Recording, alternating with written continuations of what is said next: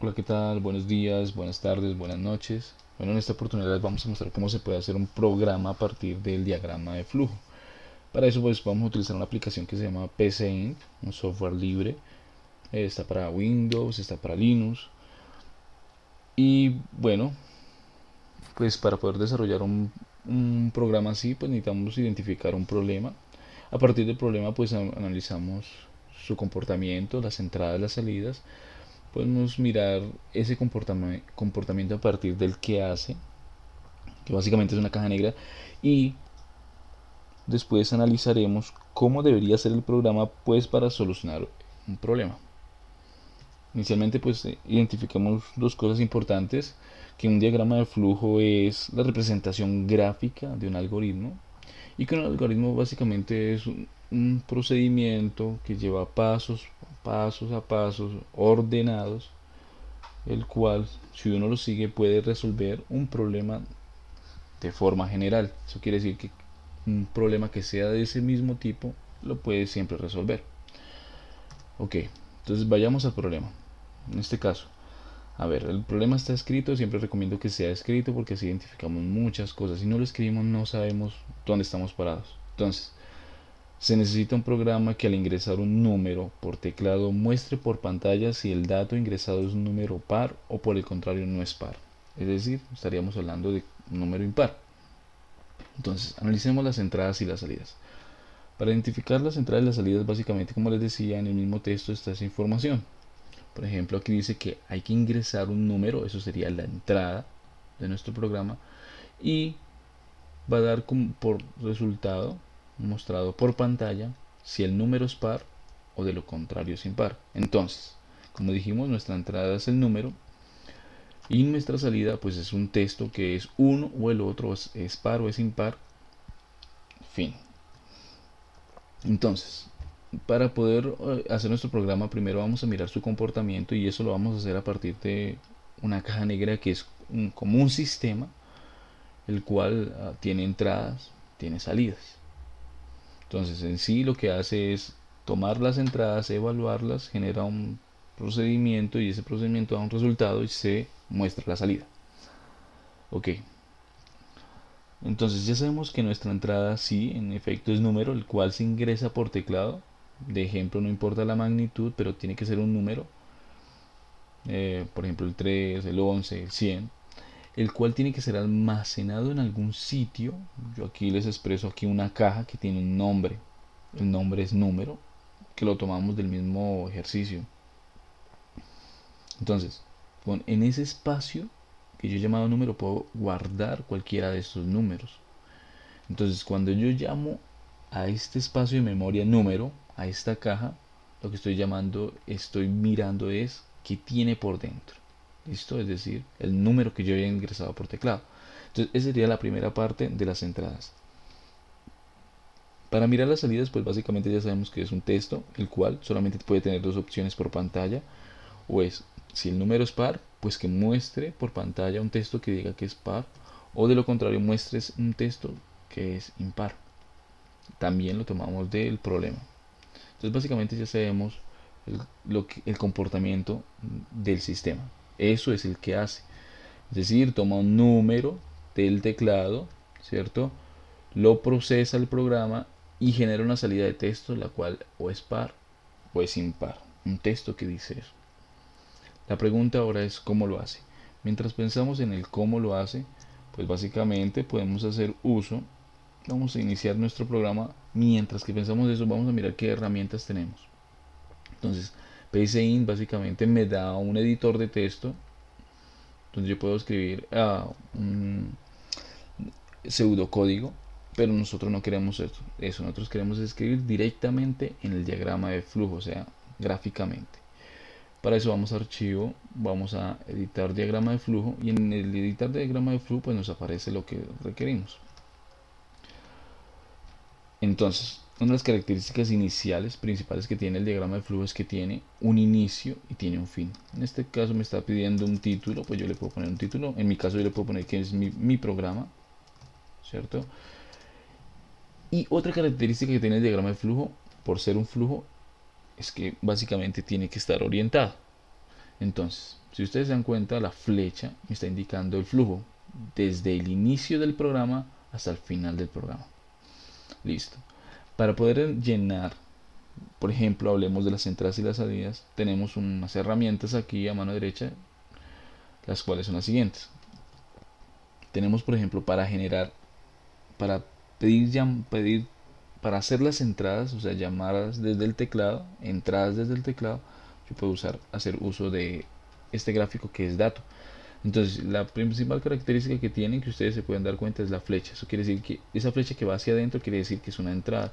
Yo simplemente la puedo seleccionar, arrastrarla hasta el flujo, la pongo debajo del flujo, de la flecha del flujo, y básicamente ya estoy generando un espacio de memoria que va a ser llenado a partir del teclado.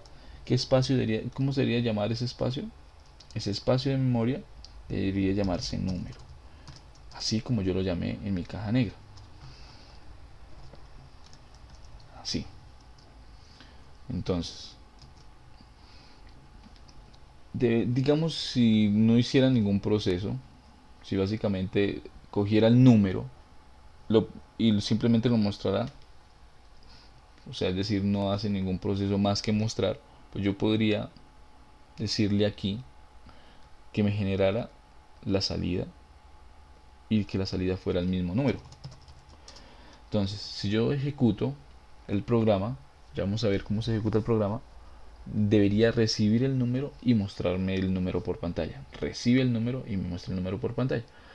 Para eso, entonces vamos a decirle primer paso. Entonces, inicia el programa. Bueno, ok, no, así no era. Detengámoslo. Primero carguémoslo acá. Listo. Ahora sí, primer paso. Entonces, para el primer paso básicamente se para donde se inicia el programa y yo voy mirando paso por paso. Entonces selecciono acá la flechita, a este lado me va mostrando en qué parte del programa estoy, y lo primero que me va a pedir es que introduzca el nombre. Pueden ver aquí abajo, yo le seleccioné esta pestaña para que yo pueda mirar qué está haciendo mi programa en cada paso que se está generando. Entonces, primero que todo me está pidiendo el número. ¿Cómo sé que me está pidiendo el número? Porque me genera esto que se llama el prompt. ¿Ok? Entonces yo puedo poner mi número. Ya después de generar el número y darle enter, el siguiente paso de la máquina pues es evaluar esa expresión, número, o sea, ir a mirar que tiene número adentro. Número adentro, pues básicamente tiene 45 y por eso me muestra eso por pantalla. Ahí finaliza mi programa. Ejecución finalizada.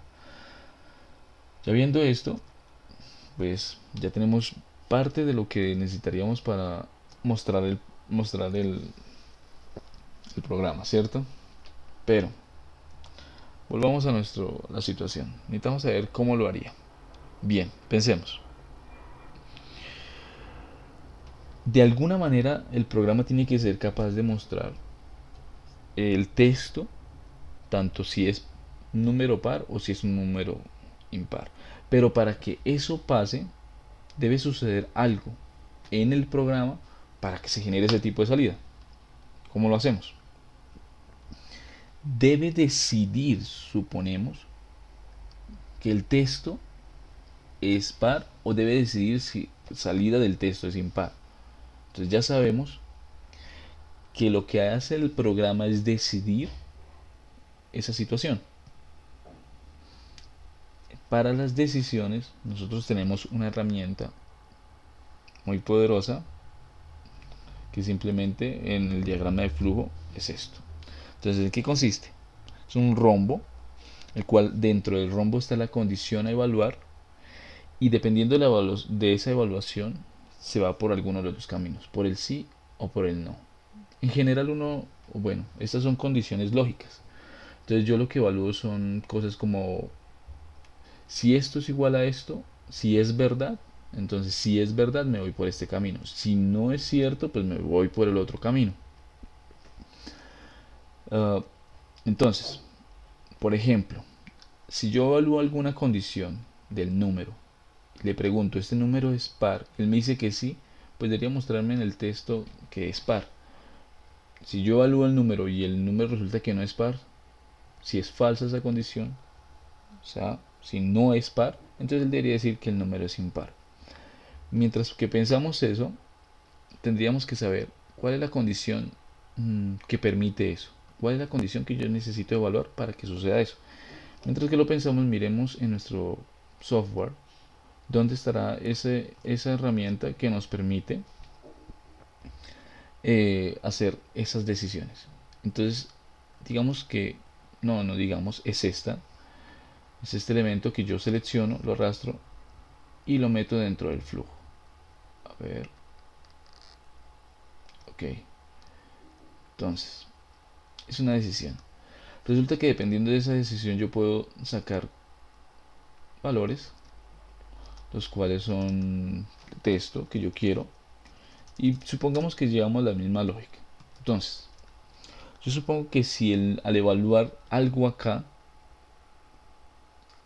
lo que quiero evaluar es si el número que yo ingreso es par. Si eso sucede, pues yo voy a decir el número es par, ¿cierto? Ponga especial atención que cuando yo quiero texto, pues yo lo meto entre comillas, ¿listo? Pero si la situación que yo estoy evaluando es negada, falsa, o sea, no se cumple la condición, pues yo debo decir, en mi caso, que la condición era preguntar si el número era par y no se dio, pues yo debería decir que el número es impar. Esas son las dos situaciones presentes en nuestro algoritmo, ¿cierto? Saber si el número es par o si el número es impar. Ok, listo. Por lo menos en esta parte podemos decir que estamos claros. A ver.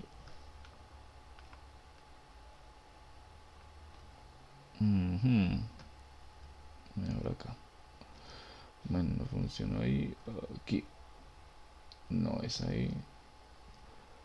Aquí. No es ahí. Aquí. Aquí. Ok. Listo. Ya sabemos. Tenemos estas dos partes. Aún no podemos hacer nada porque no sabemos cómo decide. Listo. Para ello, volvamos acá. Entonces, necesitamos saber cuál es la decisión que él debe tomar. Para esto nos vamos a apoyar de algo muy sencillo, que es la afirmación sobre el número par.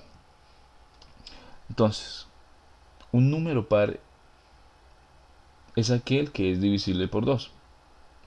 Entonces, ¿cómo se sucede cuando yo divido un número en 2? Ejemplos acá, por ejemplo, el 19 sabemos que es impar. Entonces, si tomo el 19 y lo divido en 2, su cociente es 9 y su residuo es 1. Ok, miremos otro ejemplo. Por ejemplo, 24 es par. Eso sucede porque 24 dividido en 2, su cociente es 12 y su residuo es 0. Y vamos a otro ejemplo. Por ejemplo, el 13 es igual, su cociente es 6 y su residuo es 1. Entonces, algo tiene muy particular esto, que cuando los números son impares, al ser divididos por 2, su residuo es 1. En cambio, cuando el número es par, su residuo es 0. Bien, es muy importante tener eso en cuenta. Es decir, que mi condición es saber, por ejemplo, si mi residuo me salió par, perdón, mi residuo fue 0 o si mi residuo fue 1. Bueno, tenemos dos herramientas, dos operaciones que podemos hacer en una división o resultados que podemos obtener. Podemos obtener el cociente si lo que hacemos es dividir ese número que queremos, por ejemplo el 13, en su división es 2 y nos daría el cociente. Pero nosotros queremos es el residuo. Y para obtener el residuo, pues yo puedo hacer esta operación. Dividiendo mod divisor. O en este caso, dividiendo porcentaje divisor. Si saber qué operaciones yo puedo hacer, yo me puedo parar en operaciones y yo puedo buscar una operación que haga eso. A ver, buscamos por acá.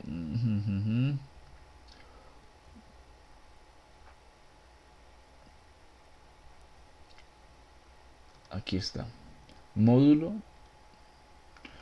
A módulo B, resto de dividir A por B. Esta sería la operación que necesitamos, ¿cierto?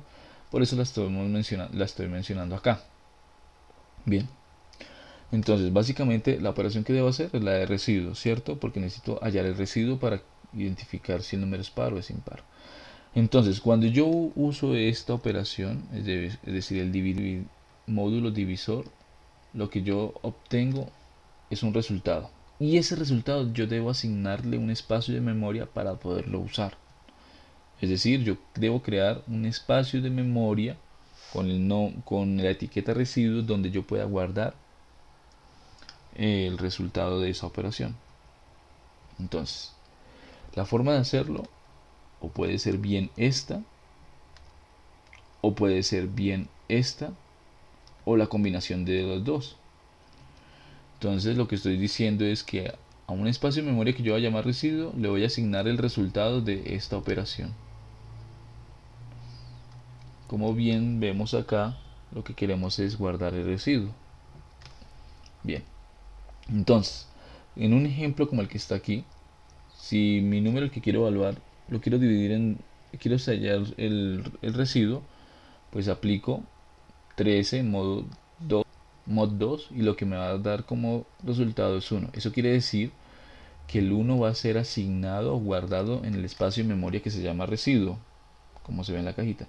O por el contrario, como en este otro ejemplo, que el residuo dio 0, pues el espacio de memoria va a ser asignado con su valor como 0. Listo. Entonces, en mi decisión, lo que yo quiero es que en algunos casos va a dar, la operación que se va a dar va a ser que me dé 1 o me va a hacer que me da 0. Y yo sé implícitamente que cuando me da 1 es porque el número es impar y cuando me da 0 es porque es par. Entonces lo que yo debo es preguntarme acá es la siguiente situación. Cuando el residuo es igual a 0, si el residuo es igual a 0, debería irse por el sí para decir que es par. Pero si el residuo es diferente de 0, tiene que irse por el otro camino para decirme que es impar. Y esta sería la manera de evaluarlo. Residuo es igual a 0, esta es la forma de preguntarle. Si sí, es porque el número es par. Si no, es porque el número es impar. Entonces básicamente en esto consistiría mi programa. ¿Cierto? Entonces, pues verifiquémoslo. Tenemos nuestro diagrama de flujo. Entonces, la decisión que debo poner acá es evaluar un elemento que se llama residuo. Entonces, para eso, antes debo generar esa operación. Ok, así como lo voy a hacer acá, pero bueno, quitémoslo acá, que lo hice también de adrede para que vieran que aquí de esta manera yo puedo borrar los elementos que no los necesito en el diagrama. Entonces, escojo que es el de asignación. Este es un proceso que yo puedo hacer ahí, que es el que les estaba mencionando. Entonces, ¿qué necesito? Necesito agregarlo después de haber ingresado el número, porque es lo que quiero es procesar ese número, quiero evaluar ese número. Entonces lo que yo quiero es que número módulo, así puede ser o puede ser así, el número módulo de quién, de 2, porque es divisiones de 2, cierto. El resultado de esta operación sea asignado a un espacio de memoria, como lo dijimos acá, un espacio de memoria que se llama residuo, así como está mencionado acá. Entonces, vamos a poner aquí residuo, exacto. Y lo que yo quiero evaluar es eso, si residuo es igual a 0. Si eso sucede, pues que se vaya por el camino de que el número es par. Si no sucede eso, pues que se va por el camino de que es impar. Entonces comprobemos que esto es cierto. Vamos acá, ejecutamos, empezamos nuestro programa y empezamos, vamos a ir paso por paso. Entonces, lo primero que me pide es el número. Probemos.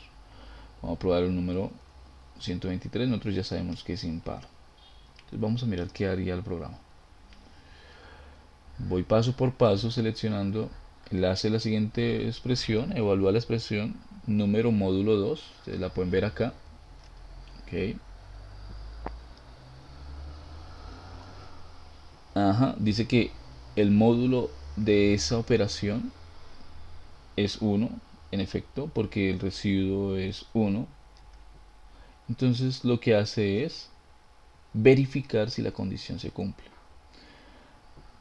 Si ustedes se dan cuenta, aquí lo está indicando. Y básicamente me está preguntando si el residuo, que como ustedes saben el residuo nos dio 1, es igual. Me está preguntando que es igual a 0, lo cual es falso. Entonces se va por el lado del no. Ustedes se pueden dar cuenta que publica mejor acá. Pues en efecto me tiene que mostrar por pantalla que el número es impar. Ok. Volvámoslo a probar. Nuevamente. Ahora con un número par. Ok. Entonces vamos a probar el número 100. Verifiquemos. Paso a paso. Por el resultado. Efectuar el resultado. Si puede dar. Entonces tiene camino del ciclo. Es lo que va por. Básicamente tener ama. Puede capaz que viendo la numérica. Digno par. Ok. Gracias por. Espero que hayas.